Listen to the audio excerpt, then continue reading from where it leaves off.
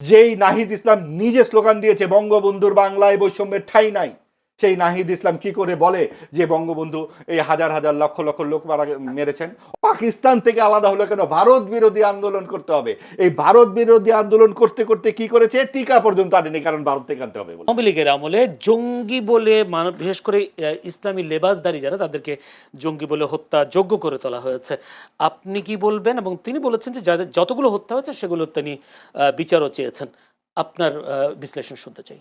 না, এটা তো বলা বাহুল্য যে যে কোনো যেটা বিচার বহির্ভূত হত্যা সেটা তো সমর্থন করবার কোনো সুযোগই নাই, কারোই নাই। কিন্তু দৃষ্টিভঙ্গিটা আপনি দেখুন, যে রাজনৈতিক দৃষ্টিভঙ্গি। অর্থাৎ আমি যেই কথাগুলো বললাম আমার প্রারম্ভিক বক্তব্যে, উনি কিন্তু ওই ওই লাইনেই গেলেন না। আমি বললাম যে আওয়ামী লীগকে যেভাবে আপনারা একেবারে নিষিদ্ধ ঘোষিত করতে চাচ্ছেন, রাজনীতিতে রাখতে চাচ্ছেন না, এই এই ঘটনার কারণে অন্যান্য ক্ষেত্রে কোনো রকম কোনো আওয়াজ নাই কেন? আপনি দেখুন যে রাজনৈতিক যে অবস্থানটা থাকবে তাদের, বিশেষ করে জামাত এনসিপি যখন জোট বেঁধেছে, তারা তো কিছু কিছু বিষয়ে তাদেরকে অবস্থান পরিষ্কার করতে হবে, না হলে তো আমরা বুঝতে পারবো না যে তাদের অবস্থাটাকে। তাদেরকে তো আমরা জঙ্গি সংগঠন বলছি না, নিশ্চয়ই তারা রাজনৈতিক সংগঠন, সেভাবে তারা নির্বাচনে অংশগ্রহণ করেছেন। কিন্তু এই যে মাদ্রাসার যে একটি 11 বছরের মেয়ে প্রেগনেন্ট হয়ে গেল এবং বলল মা আমার পেটে যেন কি নড়ে, এগুলো তাদের মাথায় এবং মস্তিষ্কে আসে না? এই গত 50 বছরে মাদ্রাসায় যে সমস্ত ঘটনা ঘটেছে, জামাত ইসলামী কখনো একটিবার কথা বলেছে এটা নিয়ে? কোনো প্রগতিশীল আন্দোলনে জামাত ইসলামকে পাওয়া গেছে? আবার এই যে অভিজিৎ হত্যা হলো, দীপুচন্দ্র দাসকে আগুনে পুড়িয়ে মারা হলো, এনসিপি একটি কথা বলেছে? তারা দাঁড়িয়েছে রাস্তায় যে না এগুলো হত্যা। হত্যা কি শুধু আবরার? মানে মুসলিমরা এখানে হত্যা হলে সেইটার বিচার চাওয়া যাবে, হিন্দুরা হত্যা হলে বিচার চাওয়া যাবে না? এই কি কি পরিস্থিতি! এবং সেই জায়গাটিতে, এবং সেটা আওয়ামী লীগ করলে যেমন খারাপ, অন্যান্যরাও করলে একইভাবে খারাপ হবে। অর্থাৎ আপনি যুক্তি দেবেন, কিন্তু যুক্তি দেবার পরে বলবেন কি না আমি যেটা বলেছি সেটাই ঠিক, তাল গাছটি আমার। আমাদের রাজনীতিকবিদদের যুক্তিবোধ এরকম। অর্থাৎ আওয়ামী লীগ করলে সেটা খারাপ, সেটার বিরোধিতা করা যাবে। একটি বারও বলছে না যে আওয়ামী লীগ খারাপ, ভালো কাজ করেছে। আওয়ামী লীগ যে বিচার বহির্ভূত হত্যা করেছে, জঙ্গি নামে যদি হত্যা করে থাকে, যদিও আমরা যাদেরকে গুরুত্বপূর্ণ মিডিয়া মনে করি, গণমাধ্যম, সেইখানে শাপলা চত্বরের যে গণহত্যা নিয়ে তারা কথা বলে, এটা কিন্তু ভয়াবহ মিথ্যাচার। আপনি বিবিসিকে আমার অত্যন্ত, আমি ব্যক্তিগতভাবে একটা গ্রহণযোগ্য মিডিয়া বলে মনে করি, বিশ্ব জুড়েই সেখানে এটা মনে করা হয়। বিবিসির তৎকালীন প্রধানের ইন্টারভিউটা শুনেন তো। তাদের যে কাদির কল্লোল, খুব নামকরা সাংবাদিক, সারা রাত ওখানে উপস্থিত ছিলেন, তিনি প্রকাশ্যে বলছেন যে ভাই আমি তো কোনো খুন দেখি নাই এইখানে রাতে। তাহলে আমরা কাকে বিশ্বাস করব? কিছু ফটোগ্রাফকে বিশ্বাস করব, নাকি? আমরাও তো তখন সাংবাদিকতা পেশাতেই ছিলাম, আমরা তো সারা রাত জেগেই ছিলাম। তখন আমার বাসা ছিল গোপীবাগ, গোপীবাগ থেকে হেঁটে শাপলা চত্বরে আসা যায়, আমিও তো সেখানে ছিলাম। তার মানে কি দাঁড়াচ্ছে? কাজে আপনারা যখন এইগুলো বলছেন, এবং যেই উপদেষ্টা আদিলুর রহমান খান, একটা বড় 51 জনের না 57 জনের নাম দিয়ে 68 জনের, তিনিও তো স্বীকার করছেন এটা এটা কোথায়, তার সে 68 জন কোথায়, এবং সে উপদেষ্টা হয়ে গেল।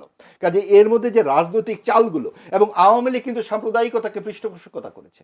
আওয়ামী লীগের নেত্রী কৌমজননী হয়ে বসেছিলেন। অর্থাৎ এই সাম্প্রদায়িক রাজনীতি কিন্তু সুবিধা মতো সকলেই করে। আমি একটি বারও বলছি না, আপনি বুঝতে হবে যে আওয়ামী লীগের দুরাচারকে বা স্বৈরাচারকে সমর্থন করা কিন্তু আমার কর্তব্য নয়। আমার কর্তব্য হচ্ছে রাজনীতির নামে আপনি বিভাজিত সংস্কৃতির চর্চা করছেন কিনা। অর্থাৎ একই দাড়ি পাল্লায় যাদেরকে মাপা দরকার ছিল, অর্থাৎ আপনি আইনের শাসন চান কিনা, আপনি এখানে গণতন্ত্র চান কিনা, সেই জায়গায় আপনাদের আসতে হবে। এটা কোন গণতন্ত্র? যখন আপনি চোখ বন্ধ করে রাখবেন মুক্ত চিন্তার প্রতি হামলার উপরে, আপনি চোখ বন্ধ করে রাখবেন যখন মব সন্ত্রাস হয় তার উপরে, আপনি চোখ বন্ধ করে রাখবেন 32 নম্বর যখন ভাঙা হয় তার উপরে, এবং তখনই বলা হবে যে শেখ মুজিব তো এক নায়ক ছিল। আসল রাগটা কোথায়? বাংলাদেশ স্বাধীন হলো কেন, পাকিস্তান থেকে আলাদা হলো কেন? ওই জায়গায় তো আপনাদের রাগ। রসুনের যেই মূল প্রান্তটি কোথায়? পাকিস্তান থেকে আলাদা হলো কেন? ভারত বিরোধী আন্দোলন করতে হবে। এই ভারত বিরোধী আন্দোলন করতে করতে কি করেছে? টিকা পর্যন্ত আনেনি, কারণ ভারত থেকে আনতে হবে বলে। কাজে এই যে জায়গাটি, আপনি দেখুন হত্যা তো অনেক হয়েছে। বেনজির ভুট্টোকে মারা হয়েছে, ওদিকে রাজীব গান্ধী, ইন্দিরা গান্ধী মরেছেন, আমাদের এখানে রাষ্ট্রপতি জিয়াউর রহমানকে খুব নির্মমভাবে মারা, সকল হত্যায় অত্যন্ত মর্মান্তিক এবং আপত্তিকর। কাকে সদল বলে পরিবার সহ 8 বছরের শিশু সহ মারা হয়েছে কেন? কারণ এই আদর্শের শেষ বিন্দুটাকেও রাখা যাবে না। 22 জন একটি পরিবারের, কাউকে রাখা যাবে না। এইখানেই হচ্ছে পার্থক্যটা। ওই বাড়িটিকে রাখা যাবে না, সে আল্লাহ মালুম এই যে কোত্থেকে বানানো হয়েছে। 3 বার বুলডোজার দিয়ে তারপরও ভাঙে না, এখনো দাঁড়িয়ে আছে। এবং কি করলো, জুলাই জাদুঘর নামে এত বড় একটা 100 বিঘা প্লাস জমি নিয়ে তারা বসে থাকলো, যেই দেশে একটা মুক্তিযুদ্ধ জাদুঘর নাই। এত বড় একটা ঘটনা, বাংলাদেশের যা ভিত্তি যার উপরে, সেটা একটা বেসরকারি ট্রাস্ট মুক্তিযুদ্ধ জাদুঘর বানিয়েছে। সরকার যখন এত বড় একটা জমি নিল, তাকে উত্তর দিতে হবে না যে মুক্তিযুদ্ধ জাদুঘর নাই কেন? কারণ মুক্তিযুদ্ধটাকে মুছে দিতে হবে। বিসিএস পরীক্ষার মুক্তিযুদ্ধ হয়ে গেছে প্রতিরোধ যুদ্ধ, পাকিস্তান হয়ে গেছে হানাদার বাহিনী, অবিরাম ভাস্কর্য ভেঙেছে, অবিরাম মাজার ভেঙেছে। একটিবার এনসিপি বলেছে কেন মুক্তিযুদ্ধের ভাস্কর্য ভাঙা হয়? জন্ম আমার ধন্য হলো যেই গান গেয়ে তারা আন্দোলন করেছিল 2, 3, 4 আগস্ট, যেই নাহিদ ইসলাম নিজে স্লোগান দিয়েছে বঙ্গবন্ধুর বাংলায় বৈষম্যের ঠাঁই নাই, সেই নাহিদ ইসলাম কি করে বলে যে বঙ্গবন্ধু এই হাজার হাজার লক্ষ লক্ষ লোক মেরেছেন? অর্থাৎ যা খুশি তাই বলার নাম হচ্ছে স্বাধীনতা, যা খুশি সেভাবে আইন নিজের হাতে তোলার নাম হচ্ছে মব সন্ত্রাস। এই রাজনীতির প্র্যাকটিস করছেন আমাদের তরুণ বন্ধুরা। আপনারা যা খুশি তাই বলছেন। গণমাধ্যম বলে একটি বিষয় তো আছে এখনো, এবং আমি যা বলছি, আপনি যা বলছেন সব কিছু রেকর্ডেড থাকবে। আমরা যা লিখেছি 24-এর গণ অভ্যুত্থানের সময় সব কিছু রেকর্ডেড আছে। আপনারা যে হরে ধরে সবাইকে বাকশালিজম বলছেন, আপনারা একটু খুঁজে দেখেন তো গণমাধ্যমে সাংবাদিকরা কি করেছে। গণমাধ্যম রোজ কেয়ামতের দিন আপনার এই প্রিন্ট পত্রিকা নিয়ে যেতে হবে। অনলাইনে আপনি এডিট করতে পারবেন, প্রিন্ট পত্রিকাকে আপনি ডিলিট করতে পারবেন না। এবং আমরা যা করেছি সেই গণমাধ্যমের, সেই প্রিন্ট মিডিয়ার সাংবাদিকরা, আমাদের 200 টাকা 250 টাকা করে একটা 10 টাকার পত্রিকা বিক্রি হয়েছে। কাজেই একদম বাদ দিয়ে দিতে পারবেন না আপনি সাংবাদিকদেরকে। এবং সেই সাংবাদিকদের যে কাজ, সেটা সবসময় ছিল 72 থেকে 75-এর পর্যন্ত।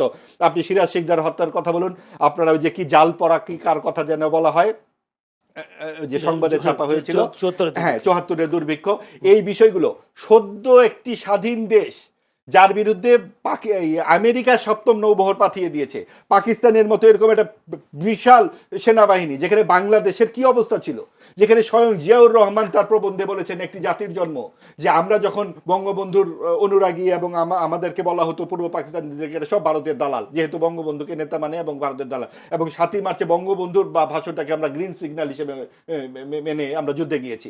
এই হচ্ছে জিয়াউর রহমানের বক্তব্য, এবং তার যে 15 খণ্ড দলিল, সেটা জিয়াউর রহমানের শাসনের সময় প্রকাশিত হয়েছে। আর আজকের তরুণ বন্ধুরা এই যে কথায় কথায় সিরাজউদ্দৌলা পর্যন্ত চলে যায়, 250 বছর আগে চলে যাবে, কিন্তু এই সামান্য অতীতে যাবে না। 2004 সালের বাংলা ভাইতে যাবে না, 2016 সালের হলি আর্টিজান কেন হলো তা যাবে না। ওটা খুঁজতে গেলে যদি সাপ খুঁজতে গিয়ে যদি ডাইনোসর বেরিয়ে যায়, জঙ্গি খুঁজতে তাদের এত আপত্তি কোথায়? কারণ এই হলি আর্টিজান তো চোখের সামনে হয়েছিল, এই ইংরেজি মাধ্যমে পড়া ছেলে মেয়েরাই তো সেখানে গিয়েছিল। এটা খুঁজবে না কেন সাংবাদিকরা? আপনারা চাইলেই এটা খোঁজা বন্ধ হয়ে যাবে? না, দুঃখিত। এবং সাংবাদিকদের এই অনুসন্ধানের এই ফলাফল 60 দশকের বাঙালির জাগরণ। রবীন্দ্রনাথকে নিষিদ্ধ করা হয়েছিল 63 সালে, তখনও সাংবাদিকরা হাতে কলম তুলে নিয়েছিল। আজকে বঙ্গবন্ধুর 32 নম্বর যখন আপনারা বুলডোজার দিয়ে ভেঙেছেন, সাংবাদিকরাই কলম হাতে তুলে নিয়েছে। আপনারা যখন আগামীতে ওইভাবে ফ্যাসিস্টের মতো করে আমাদেরকে গলা চেপে ধরবেন, আমাদের কেউ না কেউ কলম নিয়ে অবশ্যই গর্জে উঠবে। কাজেই এই গর্জে ওঠা, এই যুক্তিবোধ শুধু আওয়ামী লীগের বিরুদ্ধে হতে পারে না, সকলের বিরুদ্ধে সমানভাবে হতে হবে। এবং সকল হত্যা, সকল বিচার বহির্ভূত হত্যা, সকল ধর্ম, যেটা তারেক রহমান সাহেব নিজে বলেছেন এবার নির্বাচনের আগে, বিশ্বাসী, অবিশ্বাসী, সংশয়ী, সকলের সমান অধিকার এই দেশের। গত 50 বছরে কোন রাষ্ট্রপ্রধান এইভাবে সরাসরি কথা বলেন না।